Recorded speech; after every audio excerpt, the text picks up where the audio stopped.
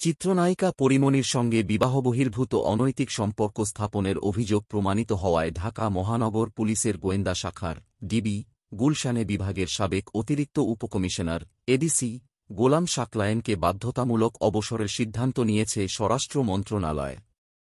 সরকারি কর্মচারী, শৃঙ্খলা ও আপিল বিধিমালা ২০১৮-৩ বিধি অনুযায়ী অসদাচরণের অভিযোগ প্রমাণিত হওয়ায় ওই বিধিমালার ৪-এর উপবিধি ৩ অনুযায়ী তাকে গুরুদণ্ড হিসেবে চাকরি থেকে বাধ্যতামূলক অবসর দেওয়ার সিদ্ধান্ত নিয়েছে জননিরাপত্তা বিভাগ। গত ১-৩ জুন জননিরাপত্তা বিভাগের শৃঙ্খলা ২ শাখা থেকে এ সংক্রান্ত সিদ্ধান্ত উল্লেখ করে চিঠি পাঠানো হয়েছে বাংলাদেশ সরকারি কর্মকমিশনের পিএসসি সচিব বরাবর। উপসচিব রোকেয়া পারভীন জুঁই ওই চিঠিতে সাকলায়েনের বিরুদ্ধে গৃহীত সিদ্ধান্ত বিষয়ে পিএসসির পরামর্শ চাওয়া হয়েছে।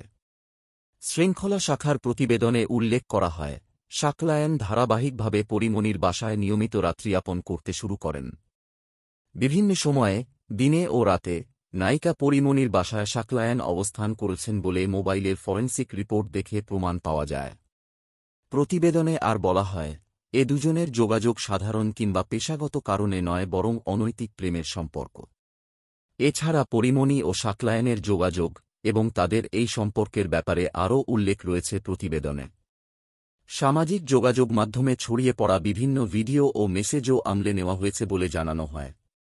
এরপর প্রতিবেদনে বলা হয়, বিধি অনুযায়ী অসদাচরণের অভিযোগ প্রমাণিত হওয়ায় গুরুদণ্ড হিসেবে সাকলায়েনকে চাকরি থেকে বাধ্যতামূলক অবসর প্রদান দণ্ডের বিষয়ে পরামর্শ প্রদানের জন্য নির্দেশক্রমে অনুরোধ করা হল। ২০২১ সালের ১ আগস্ট পুলিশ কর্মকর্তা সাকলায়েনের সরকারি বাসভবন রাজারবাগের মধুমতির ফ্ল্যাটে যান পরীমনি। সেখানে প্রায় ১-৮ ঘণ্টা অবস্থান করেন। পরে পরীমনি সাকলায়েনকে নিয়ে একটি সিসিটিভি ফুটেজ প্রকাশ পায়। ওই ফুটেজে দেখা গেছে, রাজাবাগ পুলিশ অফিসার্স কলোনির মধুমতি ভবনের গেটের সামনে ১ আগস্ট সকাল ৮টা ১:৫ একটি সাদা গাড়ি এসে থামে।